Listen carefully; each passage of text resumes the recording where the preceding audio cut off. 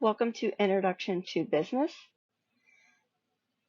This lecture will be focusing on Chapter 7, Organization, Teamwork, and Communication.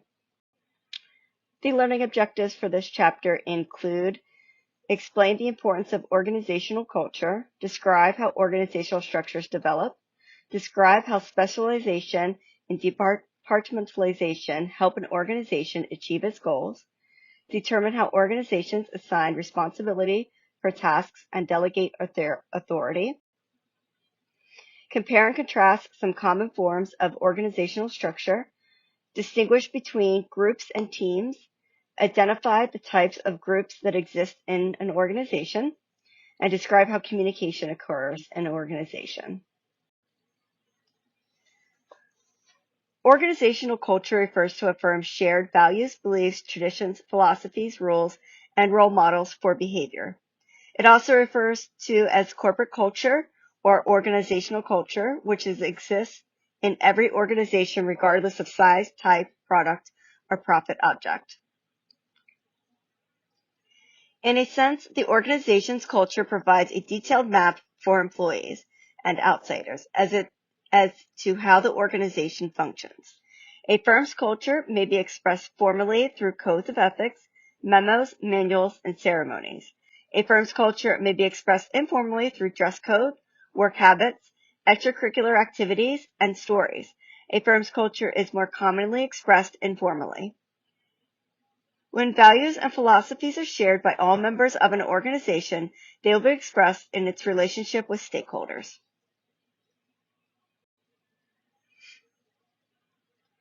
Organizational culture helps ensure that all members of a company share values and suggests rules for how it behaves and deals with problems within the firm. Setting a positive organizational culture sets the tone for all other decisions. Organizational culture helps ensure that all members of a company share values and suggest rules for how to behave and deal with problems within the organization. Structure is the arrangement or relationship of positions within an organization. It develops when managers assign work tasks and activities to specific individuals or work groups and coordinate these diverse activities required to each of the firm's objectives. Structure determines the arrangement and relationship of positions within the organization and in a way that facilitates the attainment of the firm's mission, strategic plans, and objectives. How well an organization makes decisions, responds to problems, and influences employees' attitudes towards the work is largely determined by the organization's structure. A well-structured organization are usually effective, competitive, and sustained over long term. Organizational structure is depicted through organizational charts, which are visual displays of structure, lines of authority, or also known as the chain of command, staff relationships, permanent committee arrangements, and lines of communication. Growth requires organizing and structuring of human, physical, and financial resources to achieve objectives in an effective and efficient manner. For instance, as in clothing stores evolves and grows, it requires the hiring of more employees and involves more complex organizational structures. In any organization, activities must be coordinated, assigned to work groups, and controlled. This requires specialization and departmentalization. After identifying all activities that must be accomplished, managers then break these activities down into specific tasks that can be handled by individual employees. Specialization is the division of labor into small, specialized tasks and the assignment of these single tasks to employees. The rationale for specialization is efficiency. Specialization minimizes the time lost when workers shift from one job to another. It may occur when activities to be performed are too numerous for one person to handle. Although over-specialization can have negative consequences, such employees may become bored and dissatisfied with their jobs, leading to poor work quality, injuries, and high employee turnover. Departmentalization is the grouping of jobs into work units. that are usually called departments, units, groups, or divisions. Most companies use more than one departmentalization plan to enhance productivity. Many cities use departmentalization to group jobs into working units. Functional departmentalization involves the grouping of jobs that perform similar function activities such as finance, manufacturing, marketing, and human resources. Advantages include supervision by experts and easier supervision of all employees. The biggest disadvantage is that decision-making involving more than one department may be slow and requires greater coordination. The form of departmentalization is common in small organizations. Product departmentalization is grouping of jobs around the firm's products. Each division develops and implements its own product plan, monitors the results, and takes corrective actions as necessary. Some advantages are the coordination of all activities related to the product and the simplification of the decision-making process. Disadvantages include duplicating specialized functions and emphasizing one product rather than the overall organizational objectives. Geographical departmentalization is grouping of jobs by geographic location such as state, region, country, or continent. The advantage is the organization can respond to unique requirements by that geographical area. And grouping by location can require a large administrative staff and control system to coordinate operations and tasks that are duplicated among different regions. Customer departmentalization is the grouping of jobs around the needs of various customers. Like geographical departmentalization, customer departmentalization does not focus on the organization as a whole and requires a large staff to coordinate the operation of various groups. These next couple of slides are going to show you what the different departmentalizations look like. This one has functional and product.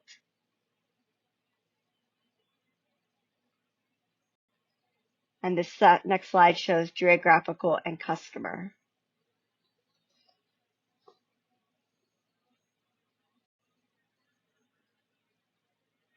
Delegation of authority is not only giving tasks to employees, but also empowering them to make commitments, use resources, and take whatever actions are necessary to carry out those tasks.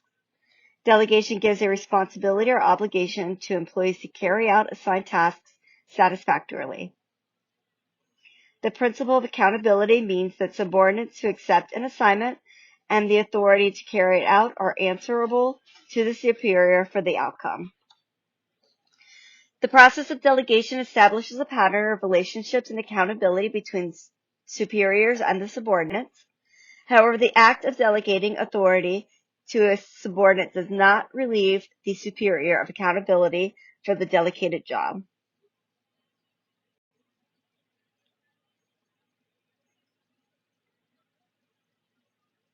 The extent to which authority is delegated through the organization determines the degree of centralization. In centralized organizations, authority is concentrated to the top level and very little decision-making authority is delegated to lower levels. Organizations tend to be more centralized when the decisions to be made are risky and low-level managers are not highly skilled in decision-making. Over-centralization can cause problems in part because it may take longer for the organization as a whole to implement decisions and respond to changes and problems on a regional scale. A decentralized organization is one which authority is delegated as far down the chain of command as possible. Decentralization is characteristics of organizations that operate in complex and unpredictable environments.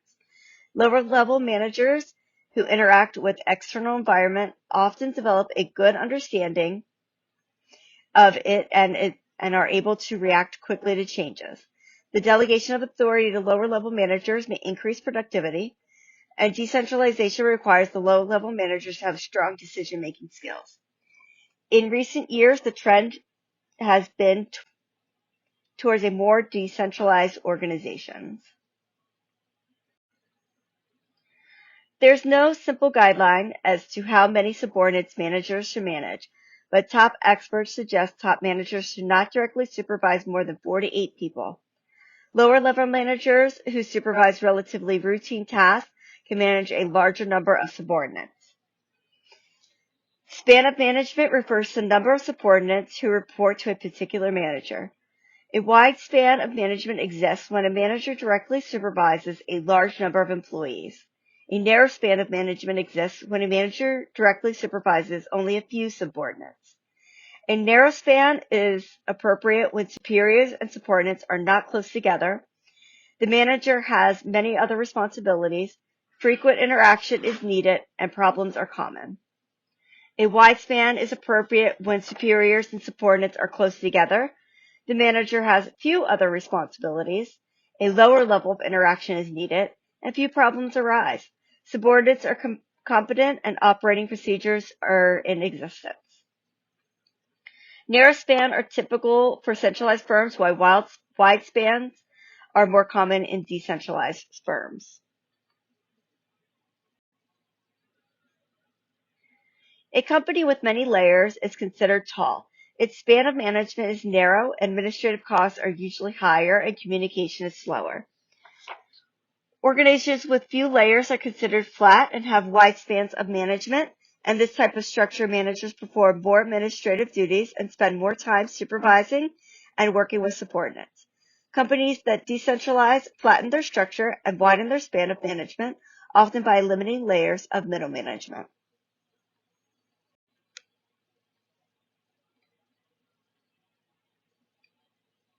Managers must consider how to structure authority relationships.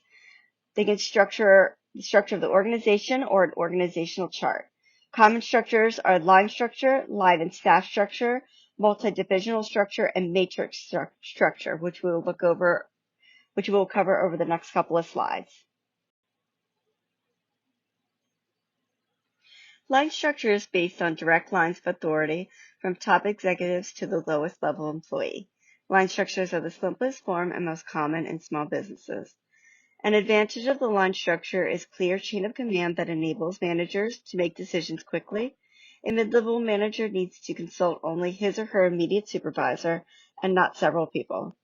A disadvantage of the line structure is that it requires managers to be knowledgeable about the wide range of activities for which they are responsible for.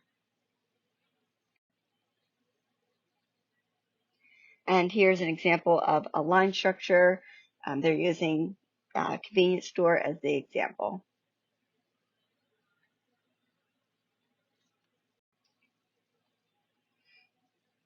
A line and staff structure has a traditional line relationship between superiors and subordinates, and a specialized managers called staff managers are available to assist the line managers.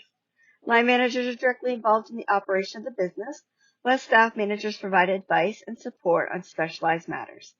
Staff managers do not have direct authority over line managers, but they do have authority over their own subordinates. Line and staff organizations may experience overstaffing, ambiguous lines of communication. Employees may become frustrated because of the lack of authority to carry out decisions.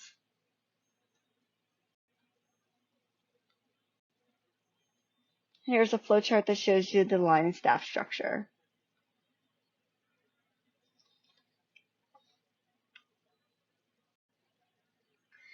A multi-divisional structure organizes departments into larger groups called divisions. Just as departments can be formed on the basis of geography, customer, product, or combination of these, so too divisions can be formed based on any of these methods of organizing. It permits delegation of decision-making authorities so the division and department manager can specialize and decisions are made better and faster. They allow the closest to the action to make decisions that will affect them.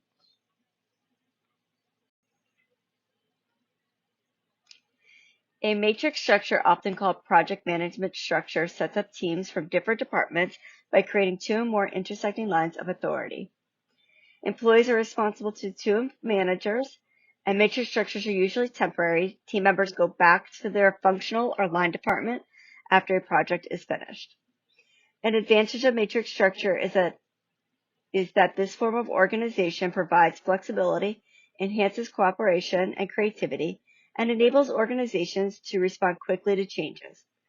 The matrix structure is generally expensive and quite complex. Employees may be confused about who has authority, and the project manager or the immediate supervisor.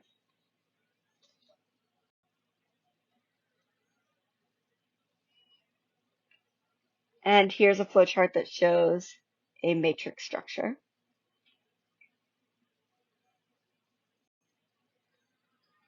Regardless of how they are organized, most of the essential work of business occurs in individual work groups and teams.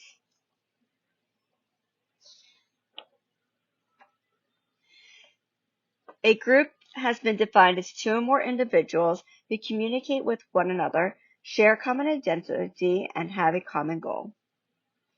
A team is a small group of whose members have complementary skills, a common purpose, goals, and approach, and who hold themselves mutually accountable.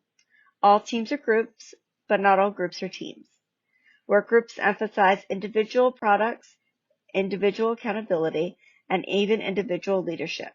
Work teams share leadership roles, have both individual mutual accountability, and create collective work products. The type of groups an organization establishes depends on the task it needs to accomplish and the situation it faces. A committee is usually a permanent formal group that does some specific task. A task force is a temporary group of employees responsible for bringing about a particular change. They typically come from all departments and all levels of organization. Teams have advantages of being able to pool members' knowledge, skills, creating more solutions to problems than can individuals, and enhancing employee acceptance of and commitment to team goals. Project teams are similar to task force, but normally run their own operations and have total control over specific work projects. They are almost always temporary, and although a large project may last several years. Product development teams are special types of project teams formed to devise, design, and implement a new product.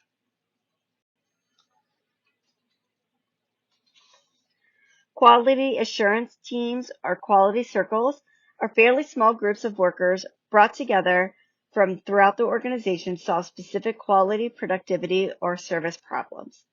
A self-directed work team is a group of employees responsible for an entire work process or segment that delivers a product to an internal or external customer, sometimes also called self-managed teams or autonomous work groups. They reduce the need for external layers of management and thus can help control costs. Self-directed work teams permit the flexibility to change rapidly and meet the competition or respond to customers' needs. And defining characteristics of a self-directed work team is the extent to which it is empowered or given authority to make and implement work decisions. Communication can be formal or informal. Communication within an organization can flow in a variety of directions from a number of sources, each using both oral and written forms of communication. It is clear that the more successful a communication system is within an organization, the more successful the firm is. Alternatives to face-to-face communication are increasing due to technology advances. Many companies use internal networks or intranets to share information with employees. Employees in different locations rely on email, social media, audio conferencing, fax, the internet, video conferencing, or other technological tools to accomplish their goals.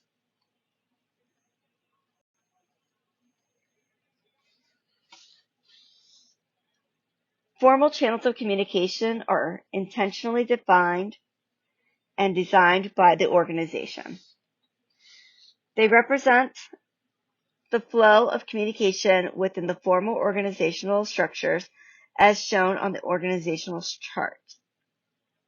Upward communication flows from lower to higher levels of the organization and includes such information as progress reports, suggestions for improvements, inquiries, and grievances. Downward communication refers to traditional flow of information from upper organizational levels to lower levels. This type of communication involves directions, assignments of tasks and responsibilities, performance feedback, and certain details about organization strategies and goals. Horizontal communication involves the exchange of information among colleagues and peers on the same organizational levels, such as across or within departments. Horizontal communication informs, supports, and coordinates activities both within the department and with other departments. Diagonal communication occurs when individuals from different units and organizational levels communicate.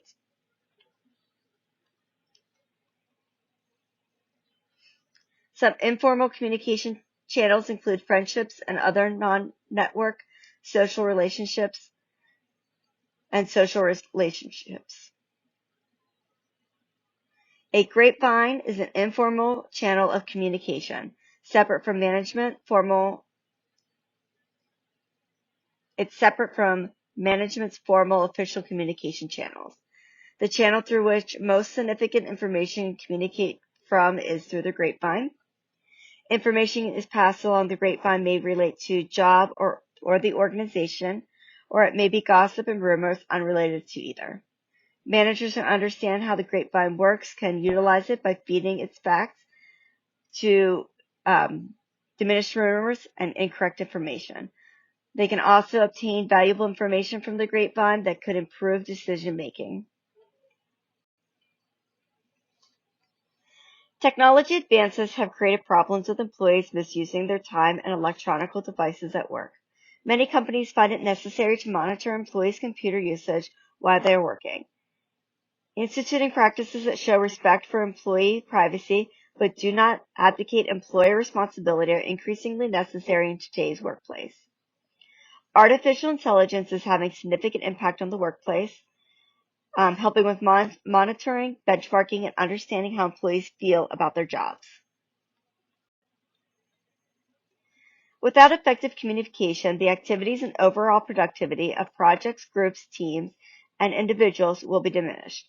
One of the major issues of effective communication is obtaining feedback. Listening is a skill that involves hearing, and most employees listen much more than they actively communicate to others. Managers should encourage employees to provide feedback, even if it's negative. Strong and effective communication channels are required for companies to distribute information to different levels of the company.